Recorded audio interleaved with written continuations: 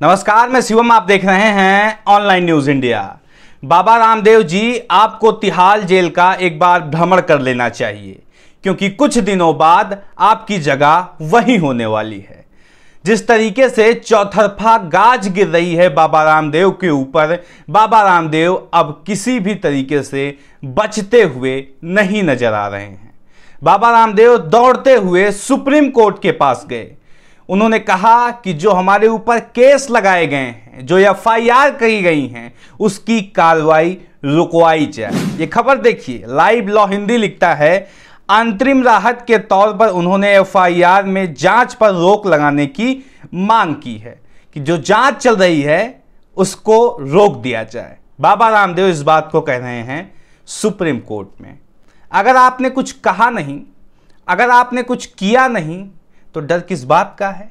अगर आप भ्रम नहीं फैलाए हैं, कोरोना के नाम पर लोगों को गुमराह नहीं किए हैं, तो किस बात का डर है? क्यों डर रहे हो आप? और क्यों सुप्रीम कोर्ट में जाके इस बात की दुहाई लगा रहे हो, इस बात की सिफारिश कर रहे हो कि जो जांच चल रही है उसको रुकवा दीजिए, वरना हमारा तो जेल जाना तय ही है और हम साथ में कई सारे लोगों को लेकर डूब जाएंगे। और किन लोगों को लेकर बाबा जी जाएंगे वो आप सब लोग ने देखा होगा कि कैसे केंद्रीय मंत्री के कुछ लोग वहां पे जाके बाबा रामदेव के कोरोनिल का प्रचार कर रहे थे। वो सारी चीजें आपने देखी होगी। लेकिन एक बात कहना चाहते हैं, एक बात की हमें बहुत चिंता है इस बार, कि इस बार बाबा रामदेव को सलवार लाके कौन देगा, क्योंकि बिना सलवार के तो वो भाग नहीं पाते हैं। और इस बार सबसे बड़ा सवाल यही है कि बाबा रामदेव को सलवार लाके कौन देगा जिससे वो भाग पाए। मिलना मुश्किल है। बाबा रामदेव को इस बार सलवार मिल जाए बड़ा मुश्किल लगता है। पिछली बार तो जनता उनके साथ थी, जनता उनके समर्थन में थी, सरकार की गाज गिरी, उनको सलवार मिल गया, भागने में कामयाब रहे। लेकिन इस बार जनता उनके खिलाफ है। सलवार मिल जाए इसकी कोई गुंजाइश नहीं है, और भाग पाए इसकी भी कोई गुंजाइश नहीं।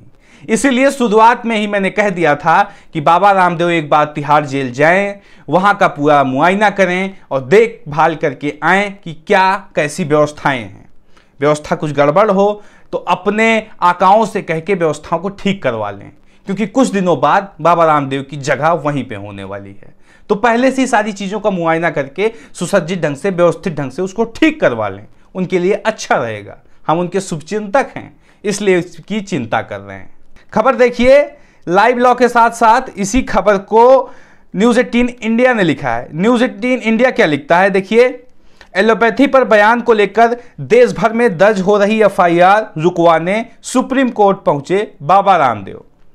एफआईआर जब दर्ज होने लगी, पहले बयान देते समय तो बाबा रामदेव को सब कुछ मजाक लग रहा था, सब कुछ बहुत आसान लग रहा था कि हम एलोपैथ के खिलाफ कुछ भी बोलेंगे, बोलते रहेंगे, लोगों को गुमराह करते रहेंगे, मूर्ख बनाते रहेंगे, सब कुछ चलता रहेगा।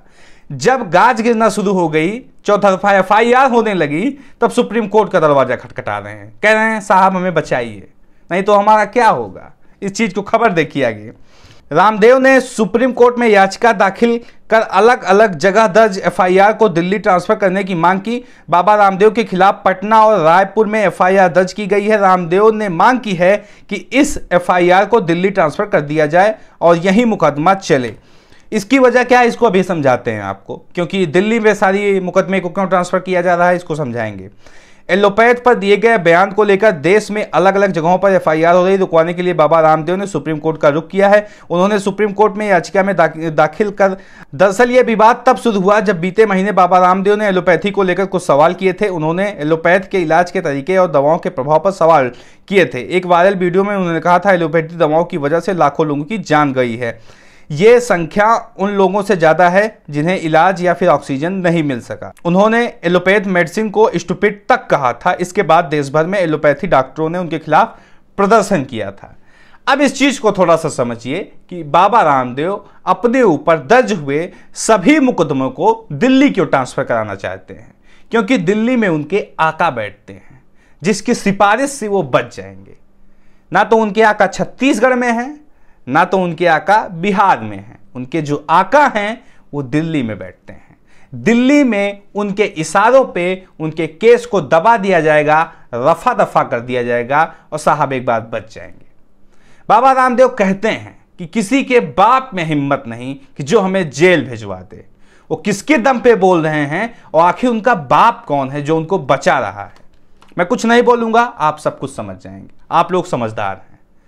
कुछ एक बात और कहना जरूर चाहूंगा मैं कि बाबा रामदेव वैसे तो बहुत सारी दवाइयां ढूंढ ली हैं, बहुत सी इलाज करते हैं, बहुत सारे मर्जों के उनके पास दवाइयां हैं, लेकिन ऐसी बूटी नहीं ढूंढ पा रहे हैं जिस बूटी को पी लेने के बाद बाबा रामदेव की सारी समस्या दूर हो जाए, सारी परेशानियों से वो निजात पा जाएं। ऐसी बूटी क्यों नहीं ढूंढ पा रहे हैं बाबा रामदेव?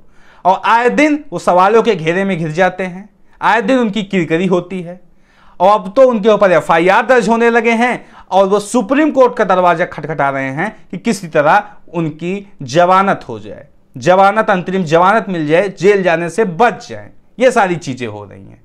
तो समझिए कि बाबा रामदेव के पास ऐसी कोई बूटी नहीं है जिसको पीने के बाद वो बिल्कुल किसी तरीके से भयमुक्त हो जाएं, निश्चिंत हो जाएं। एक सुझाव देना चाहेंगे, बाबा रामदेव जो कोरोनिल बनाए हैं लोगों के इलाज के लिए, 2-4 डिब्बी वही खा के ट्राई कर लें, क्या पता उसी से भयमुक्त हो जाएं, ठीक हो जाएं।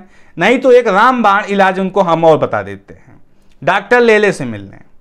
डॉक्टर लेले को आप लोग जानते होंगे, देश के बहुत प्रसिद्ध डॉक्टर हैं। डॉक्टर लेले से मिलने मुझे पूरा विश्वास है कि बाबा रामदेव का संपूर्ण इलाज डॉक्टर लेले कर देंगे।